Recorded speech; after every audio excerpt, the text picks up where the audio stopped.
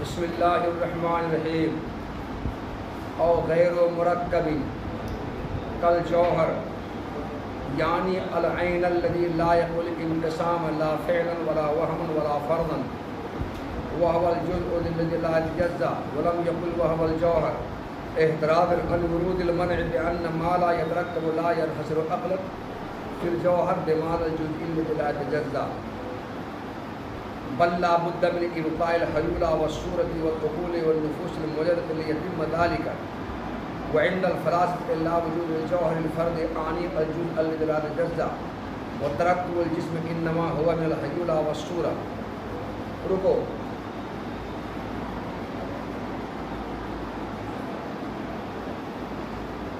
وہ ممکن جو قائم بذات ہے اس کی دو قسمیں بتایا. پہلی قسم عین مرکب ہے، دوسری قسم عین غیر مرکب ہے. عین مرکب کی ایک ہی مثال ہے جسم، اور عین غیر مرکب کی کئی مثالیں ہیں. عین غیر مرکب کی ایک مثال جوہر فرد بھی ہے جس کو جزء الذی لا یتجزأ کہا جاتا ہے، حیولہ بھی ہے، صورت جسمیہ بھی ہے. یہ سب عین غیر مرکب ہے. عین غیر مرکب کی مثال رکھو. یہ لڑکا ٹھیک ہے، اللہ اس کو بجائے خیر میں خالی دیکھیے. اب ایسے بندے ایک دعا کہ لائٹ دے شامل کر دے.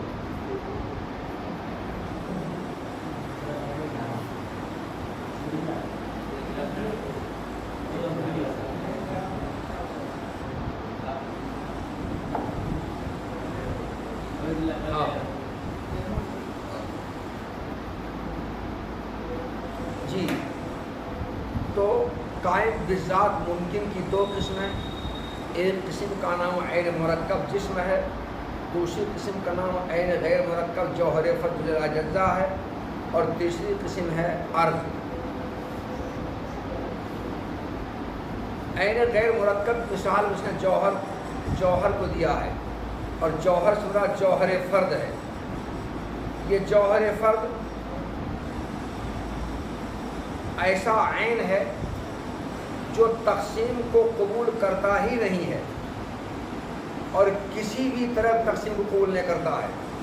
نہ تقسیم حصی، نہ تقسیم وہمی، نہ تقسیم فرضی، نہ تقسیم عقلی. کسی طرح بھی تقسیم کو قبول نہیں کرتا ہے. چونکہ جوہر فرد کسی بھی طرح کی تقسیم کو قبول نہیں کرتا ہے، اس لیے اس جوہر فرد کو ایسا جز کہا گیا جو تجزی کو، تقسیم کو قبول نہیں کرتا ہے. اسی لیے اس کو جزء الذی لا یتجزأ کہا گیا.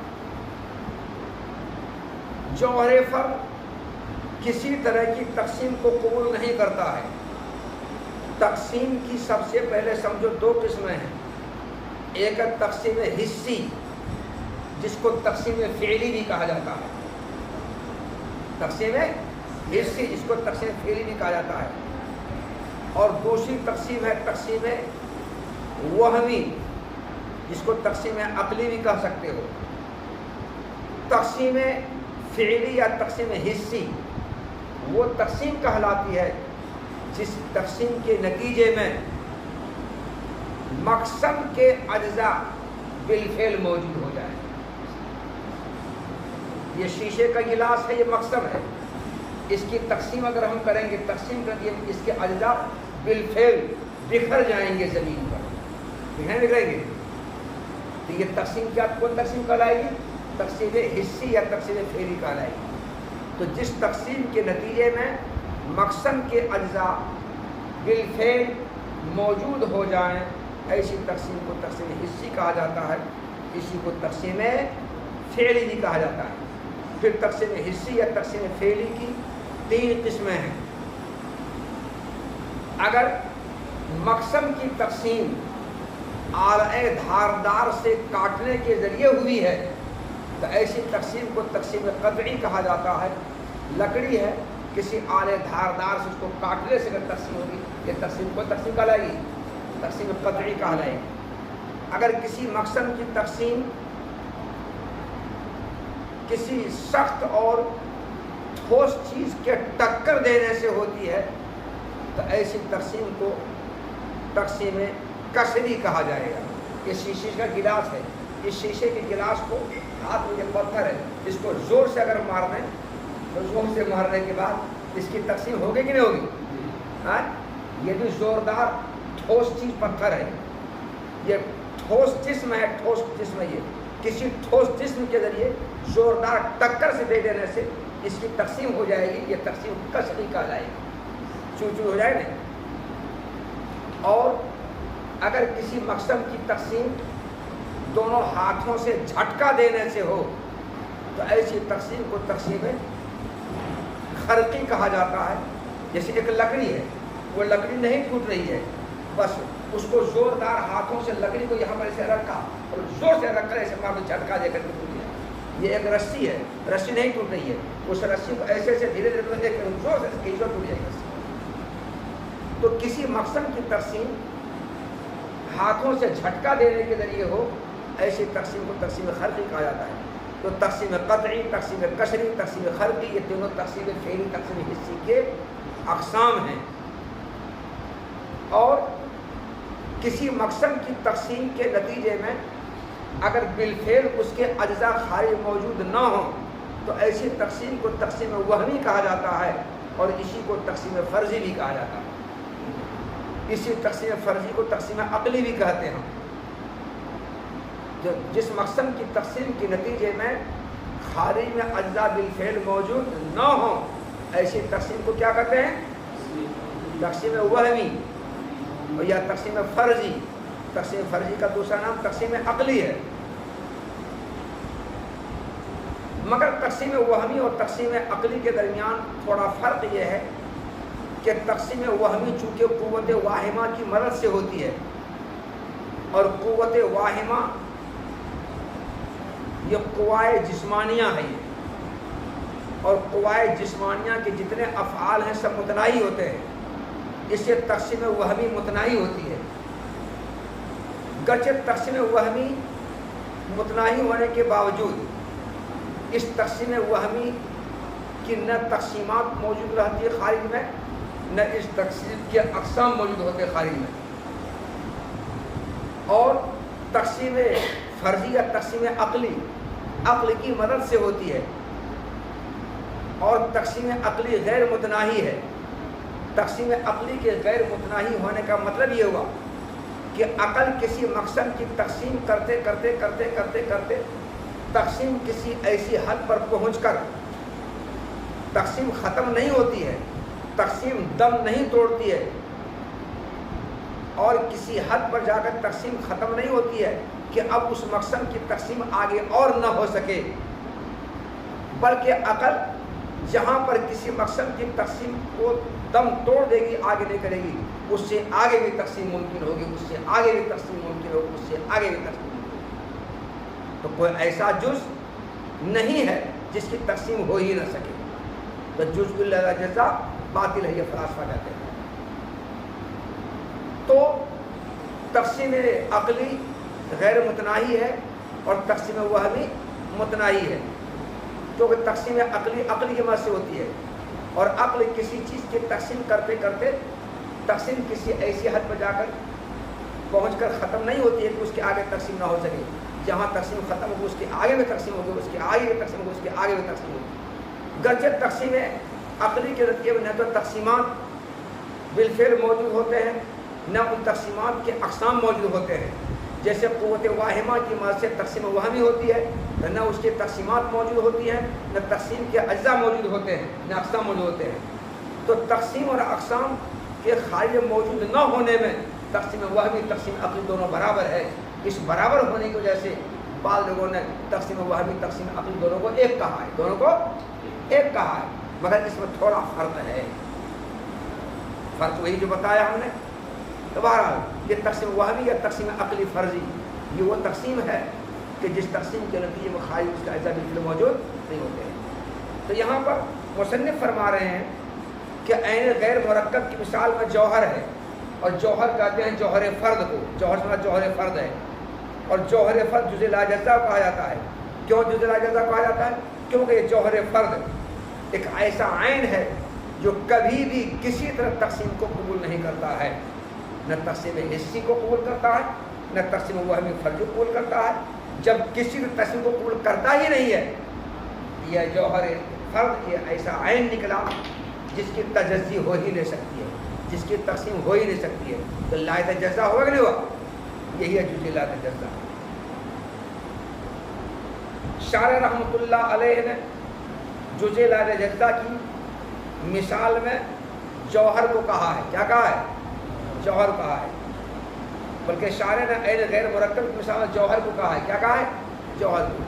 عین غیر مرکب کی مثال دیتے ہوئے کل جوہر کہا، مثال کل جوہر دے کر کے انہوں نے مثال جو کل جوہر کہا ہے ایک مثال دی ہے۔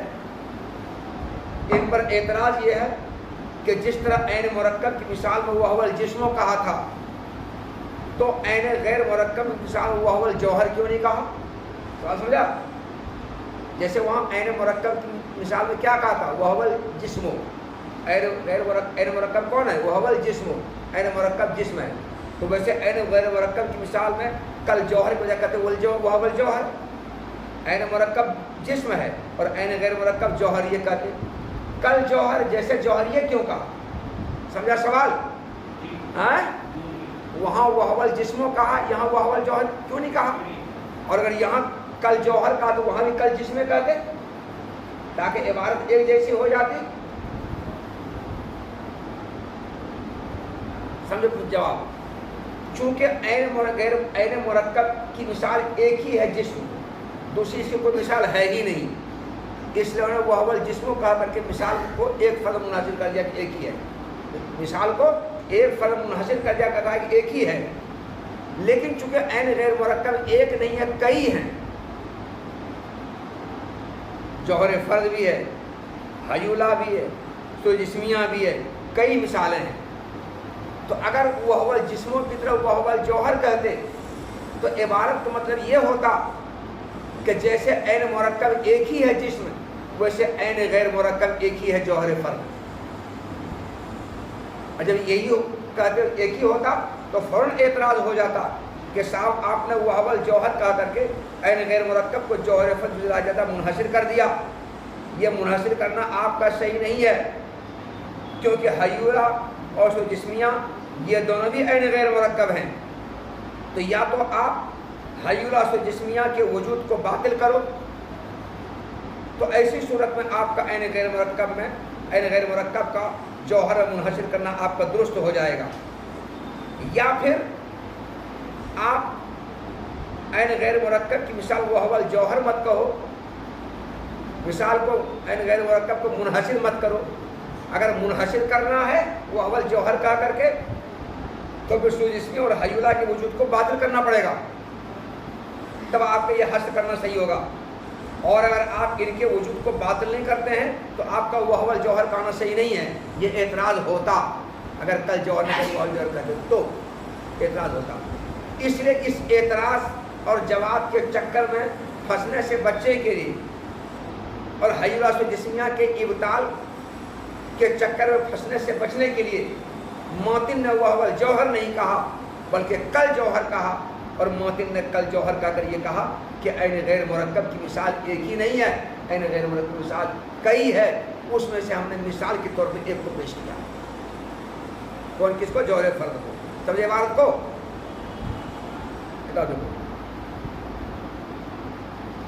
یا ممکن قائم بذات عین غیر مرکب ہے، جیسے جوہر فرد ہے۔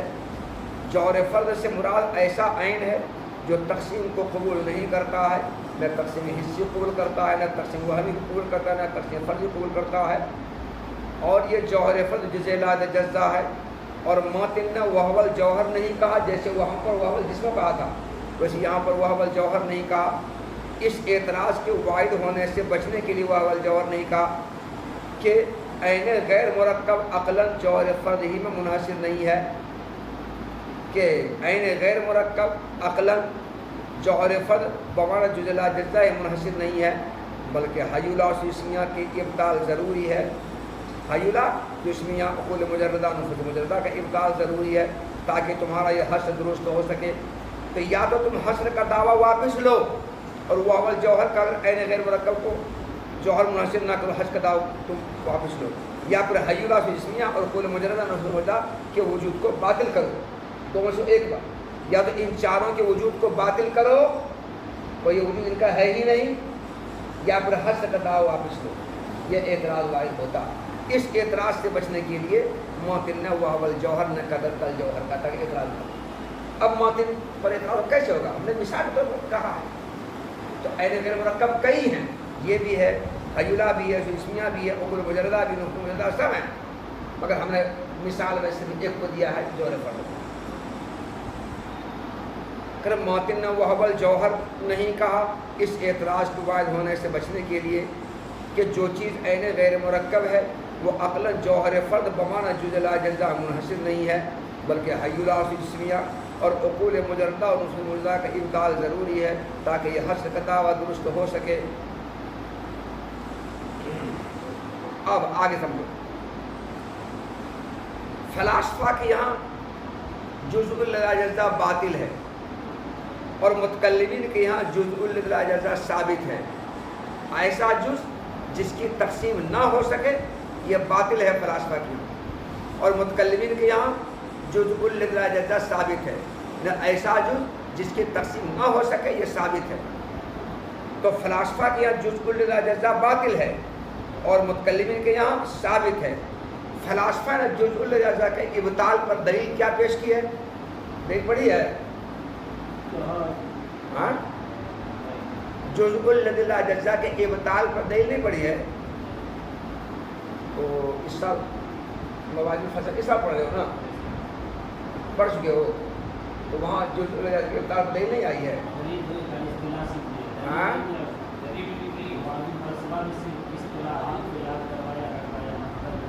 जब हदिया सैदिया हिम्मत को हटा देते, इसको भी हटा देना चाहिए, इसको भी हटा देना चाहिए। हाँ, हम बोलते हैं हम सुम्मुन बुक्मुन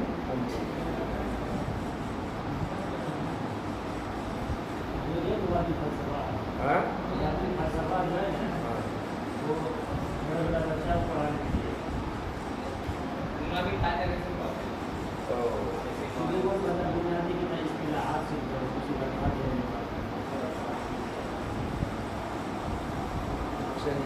हमारे असलाफ ने निसाब रखा है, वो सोच रखा है, वो रखा है,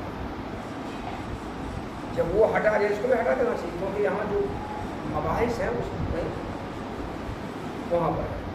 सर जी, जुज़्उल ला जज़ा के इब्ताल पर दलील समझो, वहाँ पढ़े होते, यहाँ समझना आसान था। इसके इब्ताल पर दलील ये है, इसके इब्ताल पर जो दलील है वो दलील क़ियास इस्तिस्नाई है, जिसके दो मुक़दमे हैं। पहला मुक़दमा सुग़रा मुक़द्दम ताली से मिलकर के बना है, दूसरा मुक़दमा कुबरा क़ज़िया हमलिया है।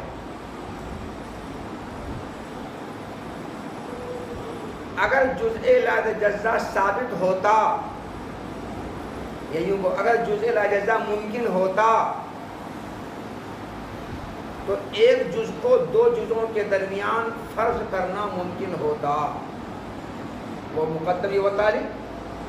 अगर जुज़्ए ला जज़ा साबित होता तो एक जुज़ को दो जुज़ों के दरमियान फ़र्ज़ करना रखना मुमकिन होता। ये मुक़द्दम ये ताली, मुक़द्दम ताली से निकल के ये क़ज़िया शर्तिया हुआ, यह सुग़रा। अगर ऐसा होता तो ऐसा होता, ये सुग़रा हुआ।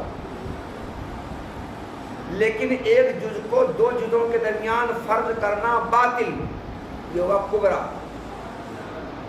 वो सुग़रा ये कुबरा। अब ये सुग़रा कुबरा दोनों को मिलाओ। सुग़रा क्या है? अगर जुज़्ए ला जज़ा साबित होता तो एक जुज़ को दो जुज़ों के दरमियान फ़र्ज़ करना मुमकिन होता, यानी एक जुज़ को दो जुज़ रखना मुमकिन होता। लेकिन एक जुज़ को दो जुज़ों के दरमियान फ़र्ज़ करना, एक जुज़ को दो जुज़ों के दरमियान रखना बातिल। क्या क्या निकला? जज़ा बातिल। نتیجہ کیا نکل گیا؟ جز اجزا باطل، نتیجہ نکل گیا۔ اب مقدم اور تالی میں جو دوسرا جز ہے تالی، اس تالی کے بدلان کی دلیل ہم پیش کر رہے ہیں۔ تالی کیا ہے؟ اگر جز اجزا ثابت ہوتا تو ایک جز کو دو جزوں میں فرض کرنا ممکن ہوتا، مگر ایک جز کو دو جزوں میں فرض کرنا ممکن نہیں بلکہ باطل ہے۔ کیسے باطل ہو سمجھو؟ تو تالی کو باطل، تالی کا بدلان ثابت کر رہے ہیں، تالی کا بدلان ثابت، ایک جز کو دو جزوں میں فرض کرنا کیسے باطل ہے؟ یہ باطل ہے تالی، کیسے باطل اس کو سمجھو؟ ایک جز کو دو جزوں میں فرض ہم کریں گے، رکھیں گے ایک جز کو دو جزوں میں، تو اس کی دو شقیں ہوں گی، دو حال ہوگی، دو صورت ہوگی۔ ایک پتھر کہاں ہے؟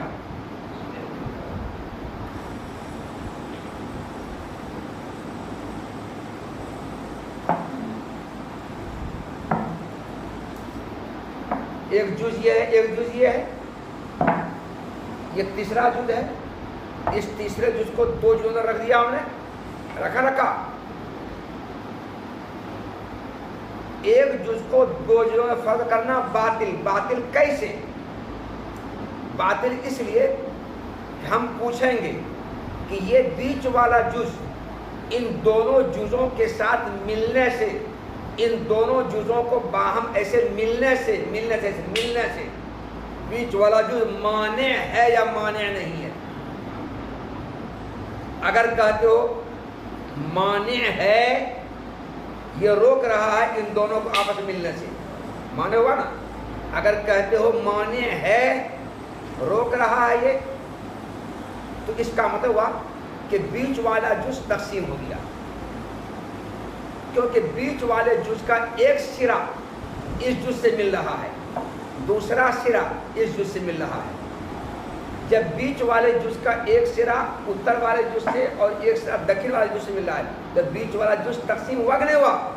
چاہے تقسیم حصی نہ صحیح، تقسیم وہمی ہوا، تقسیم عقلی ہوا تو، اور ابھی کہہ چکے جز اجزا کسی بھی طرح تقسیم قبول نہیں کرتا ہے، نہ تقسیم حصی، نہ تقسیم فعلی، نہ تقسیم وہمی، نہ تقسیم کثیر، کوئی تقسیم نہیں کرتا ہے، یہاں تقسیم ہو تو گیا۔ اسی طرح فلاسفہ کہتے ہیں جز اجزا تقسیم قبول نہیں کرتا ہے کسی بھی طرح سے۔ یہ فلاسفہ کے عقیدے کے مطابق دلیل دی جا رہی ہے۔ جب یہ جز تقسیم ہو گیا، اس طرح سے یہ جز بھی تو تقسیم ہو گیا، کیونکہ اس جز کا ایک سرا وہ ہوگا جو اندر والے جز سے مل رہا ہے، دوسرا سرا وہ ہوگا جو کسی سے کہیں سے نہیں مل رہا باہر میں، تو اس جز کا بیرونی سرا کسی سے نہیں مل رہا ہے اور اندرونی سرا بیچ والے جز سے مل رہا ہے، تو یہ بھی تقسیم ہو گیا۔ اسی طرح سے یہ جز، اس جز کا ایک اندرونی سرا ہوگا جو بیچ والے جز سے مل رہا ہے اور ایک بیرونی سرا ہوگا جو کسی سے مل رہا ہے، اس طرح سے یہ بھی تقسیم ہوگا، یہ بھی تقسیم ہوگا اور یہ بھی تقسیم ہو گیا، تینوں تقسیم ہوگا۔ تو ان تینوں اجزاء کو آپ نے لا یتجزا فرض کیا تھا، لا یتجزا مانا تھا، مگر یہ تینوں اجزاء بتاؤ لا یتجزا ہوا کہ یتجزا ہو گیا؟ تو جس کو آپ نے غیر متجزا لا یتجزا فرض کیا تھا وہ تو کیا ہو گیا؟ متجزی ہو گیا، وہ اس کی تقسیم ہو گئی، خلاف مفروض ہوا کہ نہیں ہوا؟ ورنہ خلاف مفروض۔ تو جس کو آپ نے لا یتجزا مانا تھا، غیر یتجزا مانا تھا، وہ تو یتجزا ہو رہا ہے، وہ تقسیم ہو رہا ہے، کار تقسیم ہو رہا ہے، یہ خلاف مفروض ہوا نا، اور خلاف مفروض باطل ہے۔ یہ باطل کیوں لازم آیا؟ بیچ والے جز کا ان دونوں جزوں کے باہم ملنے سے، مانع ہونے سے، تو پتہ چلا کہ بیچ والا جز دونوں جزوں کے آپس میں ملنے سے مانع ہونا باطل، مانع نہیں ہوگا، نہیں روکے گا۔ جب مانع نہیں ہوگا تو دوسری چیز کیا رہ گئی کہ بیچ والا جز دونوں جزوں کے باہم ملنے سے مانع نہیں ہوگا، دوسری چیز یہ نہیں، یعنی بیچ والا جز ان دونوں جزوں کو آپس میں ملنے سے روکے گا نہیں، مانع نہیں ہوگا۔ جب مانع نہیں ہوگا اس کا مطلب یہ جز اس جز میں گھس جائے گا، یہ جز، جب یہ جز بیچ والا جز دونوں کو ملنے سے مانع نہیں ہوگا، اس کا مطلب ہے کہ یہ ادھر والا جز اس کے اندر گھس کر کے اس میں گھس جائے گا، اور یہ والا جز اس کے اندر گھس کر کے اس میں گھس جائے گا، اور گھس کر کے دونوں ایک ہو جائے گا، اور ایسا ایک ہو جائے گا کہ ایک اشارے حصہ دونوں کے لیے کافی ہو جائے گا۔ جب مانع نہیں ہوگا اس کا یہ ہوگا کہ یہ والا جز اس کے اندر، یہ والا جز اس کے اندر گھس کر کے ایسا ایک ہو جائے گا دونوں بالکل کہ ایک اشارہ حصہ دونوں کے لیے کافی ہو جائے گا۔ اور اگر مانع نہیں ہوتا ہے یہ اور دونوں جز آپس میں گھسپیٹ ہو کر کے ایک جز بن جاتے ہیں جس کے لیے ایک اشارہ حصہ کافی ہو، تو چونکہ یہ جز جوہر ہے اور ایک جز کا دونوں جز میں تداخل کر جانا، اس طرح سے گھسپیٹ کر جانا، اس طرح سے ایک ہی اشارے سے کافی ہو جائے، اس کو تداخل جواہر کہا جاتا ہے۔ یعنی جوہر کا آپس میں تداخل کہا جاتا ہے، اور تداخل جواہر باطل ہے۔ کیا یہ دو جوہروں کا آپس میں اس طرح گھسپیٹ کر جانا کہ ایک اشارے سے دونوں میں کافی ہو جائے، یہ باطل ہے۔ یہ باطل کیوں لازم آیا؟ بیچ والے جز کا ان دونوں جزوں کے باہر ملنے سے، مانع نہ ہونے سے۔ تو پتہ چلا کہ بیچ والے جز کا ان دونوں جزوں کے باہر ملنے سے مانع نہ ہونا بھی باطل ہے۔ تو بیچ والے جز کا دونوں جزوں کے باہر ملنے سے مانع ہونا بھی باطل اور مانع نہ ہونا بھی باطل۔ مانع ہونا باطل اس لیے کہ اگر مانع ہے تو سب کی تقسیم لازم آ جاتی ہے، جبکہ سب لائحہ جزا ہے، غیر مفروض ہو رہا ہے، یہ باطل۔ اگر مانع نہیں ہے تو تداخل جواہر لازم آتا ہے، اور تداخل جواہر باطل محال، تو دونوں صورتوں میں محال اور باطل ہو رہا ہے، مانع ہونے سے بھی اور مانع نہ ہونے سے۔ تو بیچ والے جز کا دونوں جزوں کے باہر ملنے سے مانع ہونا اور مانع نہ ہونا، جب دونوں باطل دونوں محال، اور بیچ والے جز کو دونوں جگہ رکھنے کی یہی دو شقیں تھیں، جن کی دونوں شق باطل، دونوں شق محال، دونوں صورت محال، تو ایک جز کو دو جگہ رکھنا بھی محال، ایک جز کو دو جگہ رکھنا بھی محال، ایک جز کو دو جزوں کے درمیان رکھنا بھی محال، کیونکہ رکھنے کی دو شقیں ہوں گی، دونوں شقیں باطل، تو تیسرے جز کو دو جگہ رکھنا محال۔ جب تیسرے جز کو دو جگہ رکھنا محال تو جز لا جزا ثابت کر کے باطل ہوگا۔ کیا ہوگا؟ باطل ہوگا۔ اگر جز لا جزا ثابت ہوتا تو ایک جز کو دو جگہ رکھنا ممکن ہوتا، مگر یہاں ایک جز کو دو جگہ رکھنا ممکن نہیں ہے، بلکہ محال ہے، باطل ہے، غلط ہے، تو جز لا جزا بھی ثابت نہیں ہے۔ جز لا جزا کا ثابت ہونا محال، باطل، غلط، ثابت نہیں ہے، اب کیا ہوگا؟ باطل ہوگا۔ ارے جز لا جزا کا اس بات محال، غلط، تو کیا ہوگا؟ باطل ہوگا، باطل ہو گیا۔ یہی ہے جز لا جزا کے ابطال کی دلیل۔ اور فلاسفہ کے نزدیک جوہر فرد کا یعنی جز لا جزا کا کوئی وجود ہے ہی نہیں۔ جب وجود نہیں ہے یہ باطل ہوا اس کا وجود۔ اور فلاسفہ کے یہاں جسم کی ترکیب صرف حجرہ جسمیہ سے ہوتی ہے، یہ بات ہم بول چکے کل ہی۔ اور فلاسفہ کے یہاں جسم کی ترکیب حجرہ جسمیہ سے ہوتی ہے، کس سے ہوتی ہے؟ متکلمین کے یہاں کس سے ہوتی ہے؟ اجزاء الاجزاء سے۔ متکلمین کے یہاں کسی جسم کی ترکیب اجزاء الاجزاء سے ہوتی ہے، اور فلاسفہ کے یہاں جسم کی ترکیب جسمیہ سے ہوتی ہے۔ جز الاجزاء کے ابطال پر تم نے فلاسفہ کی دلیل سنی ابھی، اب جز الاجزاء کے اس بات پر متکلمین کی دلیل سنو۔ وہ اقوا عدلت اثبات جز انو لوجت قرۃ حقیقیۃ علی سطح حقیقی لم تماسہ الا بجزء غیر منقسم اذ لو ماست بجزئین لکان فیہما خط بالفعل فلم تکن قرۃ حقیقیۃ۔ جز الاجزاء کے اس بات پر متکلمین کی جانب سے تین دلائل دیے گئے ہیں، تین دلائل، مگر یہاں سب سے پہلے ان تینوں دلائل میں جو مضبوط ترین دلیل ہے اس مضبوط ترین دلیل کو پیش کریں۔ سب سے پہلے مضبوط ترین دلیل یہ ہے، مضبوط ترین دلیل کو سمجھنے سے پہلے تم دو تین باتیں تمہیدی طور پر سمجھو۔ یہاں عبارت میں ایک لفظ آیا قرۃن۔ قرۃن کے معنی لغت میں گیند کے آتا ہے، اس کی جمع قرات بھی آتی ہے اور اس کی جمع قرن بھی آتی ہے، قرن اور قرات دونوں آتی ہے، لیکن متکلمین کی اصطلاح میں قرہ کہا جاتا ہے اس جسم مستدیر کو، جس جسم مستدیر کا احاطہ ایک سطح کے ذریعے ہو، جیسے فٹ بال یا والی بال ہے، بورڈ نہیں، فٹ بال دیکھ رہے فٹ بال کو، والی بال کو دیکھ رہے ہو نا، والی بال کو سامنے رکھو، تم اپنے سامنے رکھو، والی بال کیا ہے؟ وہ جسم مستدیر ہے، مستدیر گول جسم ہے. بتاؤ اس کو ایک سطح نے گھیر کر رکھا ہے کہ کئی سطحوں نے گھیر کر رکھا ہے؟ ایک سطح نے. اس کو ایک سطح نے گھیرا ہے یا کئی سطح نے گھیرا ہے؟ بول بول بول بول بول. چونکہ ترتیب ٹھیک سے پڑھا نہیں ہے. اس کو ایک سطح نے گھیرا ہے. پورے جسم مستدیر کو ایک سطح نے گھیر کر رکھا ہے.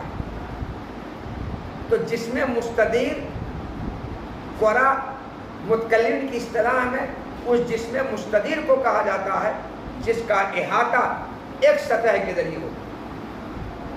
یا دوسرے لفظوں میں یہ کہو کہ قرا اس جسم مستدیر کو کہا جاتا ہے جس جسم مستدیر کے کسی حصے پر نقطہ اگر فرض کیا جائے، نقطہ فرض کیا جائے تو اس نقطہ سے نکلنے والے سارے خطوط برابر ہوں. سارے خطوط کیا ہوں؟ سارے خطوط کی لمبائی برابر ہو. سارے خطوط کی لمبائی برابر ہو. فٹ بال ہے یا والی بال ہے جسے مستدیر ہے، اس میں کہیں پر ایک نقطہ فرض کرو گے، اس نقطہ سے نکلنے والے سارے خطوط سائز میں برابر ہوں گے. کوئی لمبا کوئی کم ہو، کسی لمبائی کم کسی لمبائی زیادہ اوپر ہوگا، ایسا برابر ہوگا.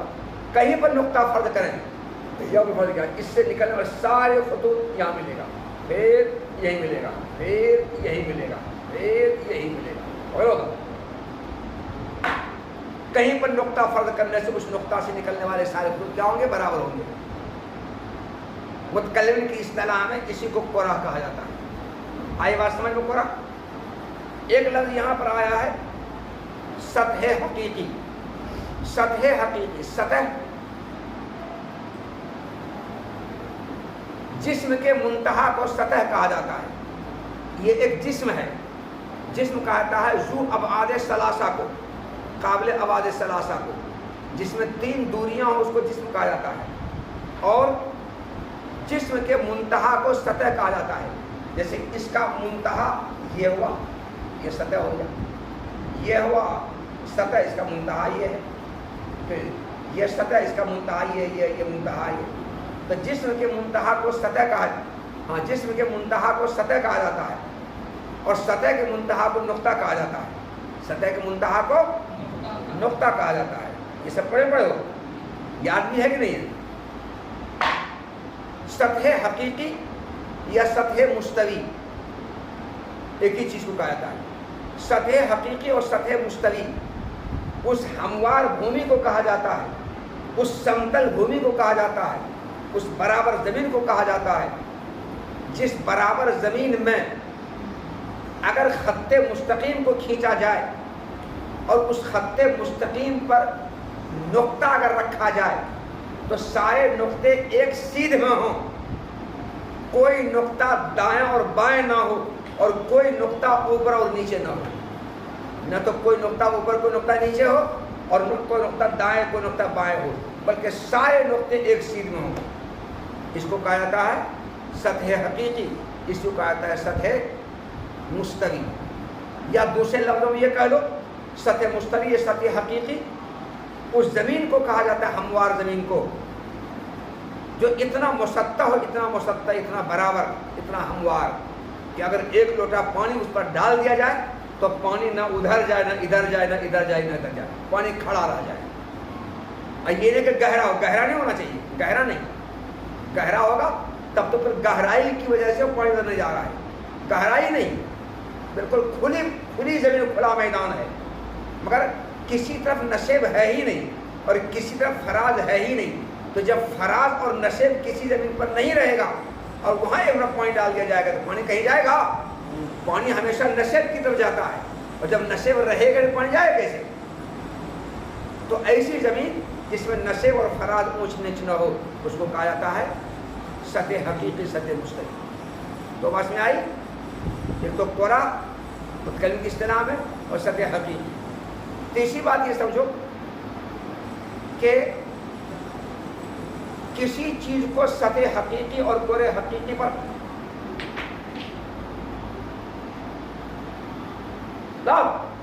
نیچے دیکھتا ہے تو دو پھینکو نا یا پھینکو نا مکاری کیا کرتے پھینک نا. نہیں سمجھو کیا شاگردوں کو سمجھاؤ کیا پڑھاؤ گے؟ جب سبق ٹھیک سے نہیں سنو گے اور تم کو پڑھانے کی نوبت آئے گی کیسے پڑھاؤ گے؟ دیکھا جائے گا یہ سب کون پڑھاتا ہے؟ تو آپ ہیں کہ پڑھا رہے ہیں، ہم لوگ تھوڑے پڑھائیں گے. باہر میں جائیں سب کسی مدرسے کے ناظم بڑے لاجو تک آئیں گے.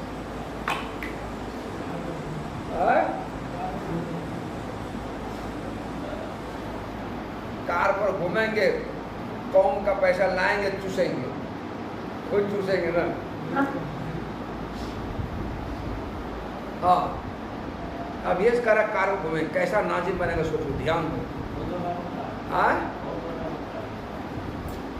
اب یہ نیت ہے، اس کا مطلب یہ ہوا مدرسہ کھولے گا، کار خریدے گا، گھومے گا، پیسہ لائے چندہ کر کے، کوئی ایک جیب ادھر رہے گا، دوسرا جیب ادھر رہے گا، چھوٹا جیب ادھر رہے گا، بڑا ادھر رہے گا. کسی کی رسید کٹی، کسی رسید نہیں بھی کٹی. کٹی تو کون حساب لینے والا ہے؟ سب کچھ تو ہم ہی ہے، سب کچھ تو ہم ہی ہے. ارے بانی اور محترم جو ہے اس کو کوئی حساب لینے والا کون ہوتا ہے؟ حساب لے گا تو ایک دکھلانے والی رسید کچھ اور ہے اور شاید رسید کچھ اور ہے.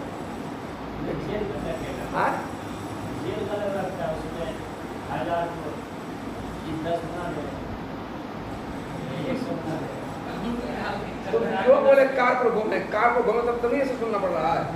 ایسا ہی نازم پڑھو گے تب جیسا بول رہا ہے نا.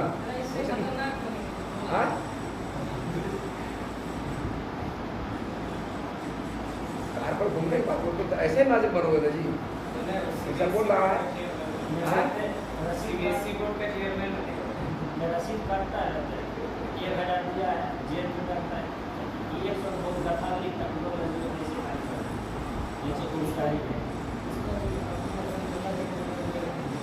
ہاں یہ 3 باتیں سمجھی. اب ہاں تیسری بات کہ کسی چیز کو سطح حقیقی پر رکھا جائے، سطح مستوی پر، تو رکھی جانے والی چیز میں جتنی گولائی ہوگی یہ ایک چیز ہے، یہ سطح مستوی سطح حقیقی ہے، اس پر اس کو ہم رکھ رہے ہیں. تو اس میں جتنی زیادہ گولائی ہوگی اتنے ہی کم حصے سے اس کے ساتھ اتصال ہوگا، اس کے کم حصے سے اس کے ساتھ اتصال ہوگا. اور جس میں جتنی کم قربیت اس کے اندر ہوگی، جتنی کم گولائی اس کے اندر ہوگی اتنے ہی اس کے زیادہ حصے سے اس کے ساتھ اتصال کرے گا. تو جتنی زیادہ گولائی اس کے اندر ہوگی اتنے ہی کم حصہ اس سے متصل ہوگا، اور جتنا کم گولائی ہوگی اتنا ہی زیادہ حصہ اس سے متصل ہوگا. تیسری بات یاد رکھو. اور چوتھی بات یاد رکھو کہ سطح حقیقی میں یہ کہو کہ کرے حقیقی میں خط نہیں ہوتا ہے. فٹ بال میں خط کہیں ہے؟ خط کہتے ہیں سطح کے کنارہ کو. تو فٹ بال والی بال جو بھی ہے اس میں خط کہیں نہیں. خط کہتے ہیں سطح کنارہ کو. وہاں سطح کنارہ ہے ہی نہیں، پورا ایک ہی سطح ہے. پورے جسم کو ایک سطح نے گھیر کر رکھا ہے، کہیں کنارہ نہیں ہے. تو قرآ میں جسم مستدیر میں خط نہیں ہوتا ہے. اتنی بات یاد رکھنے کے بعد اب دلیل سمجھو جو جزا کی اس بات کی. یہ کیا ہے؟ یہ سطح مستوی ہے، سطح حقیقی ہے. اس پر ہم فٹ بال رکھ رہے ہیں، والی بال رکھ رہے ہیں، ایک دم بالکل گول چیز رکھ رہے ہیں، جسم مستدیر رکھ رہے ہیں. یہ بالکل ایک دم سطح مستوی ہے، سطح حقیقی ہے. اس پر ہم فٹ بال، والی بال، گول چیز کو رکھ رہے ہیں. رکھنے کے بعد ہم پوچھیں گے، کیا پوچھیں گے؟ کہ یہ فٹ بال، والی بال جو ہم اس پر رکھ رہے ہیں، اس رکھنے میں فٹ بال، والی بال اس جسم سے جو اتصال کر رہا ہے یا تو غیر منقسم جز کے اتصال کرے گا یا منقسم جز کے اتصال کرے گا. 2 بات ہوگی. اور یہ فٹ بال ہے، یہ اس سے مل رہا ہے تو یا تو غیر منقسم جز کے ذریعے اتصال کرے گا یا منقسم جز کے اتصال کرے گا. ارے یہ اتصال کرے گا اس سے جی، یہ اس سے اتصال کرے گا نا، تو یا تو غیر منقسم جز کے اتصال کرے گا یا منقسم جز کے اتصال کرے گا. اگر کہتے ہو غیر منقسم جز کے ذریعے اتصال کرے گا، اگر یہ اپنے غیر منقسم جز کے ذریعے اس سے اتصال کر رہا ہے تو وہ ایسا جز نکلا جو غیر منقسم ہے، غیر متجزی ہے، تو جز لا جزا ثابت ہوا کہ نہیں ہوا؟ نکل نہ گیا جز لا جزا، نکل گیا۔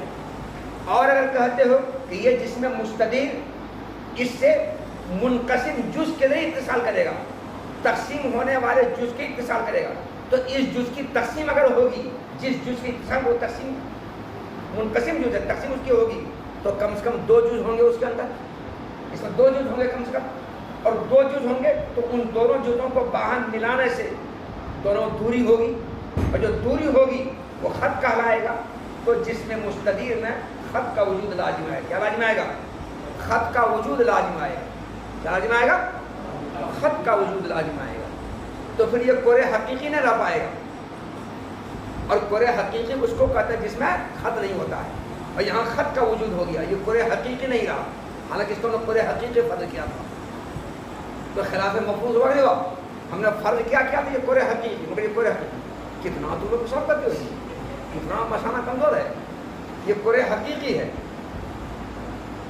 اس میں خط بالفعل وجود لازم ہے، خط ہونا نہیں چاہیے، نہیں ہونا چاہیے، مگر خط ہو رہا ہے، یہ خلاف مفروض ہوا ہے۔ اس لیے خط کے وجود سے بچنے کے لیے کہنا پڑے گا یہ جس میں مستدیر اس سے جو اتصال کرے گا وہ غیر منقسم جز کی اتصال کرے گا، اور یہی غیر منقسم جز جز لا جزا ہے۔ تو جز لا جزا ثابت ہوا، یہ ایسی مضبوط ترین دلیل ہے کہ کوئی فلاسفہ تو فلاسفہ اس کا باپ بھی اس کو رد نہیں کر سکتا ہے۔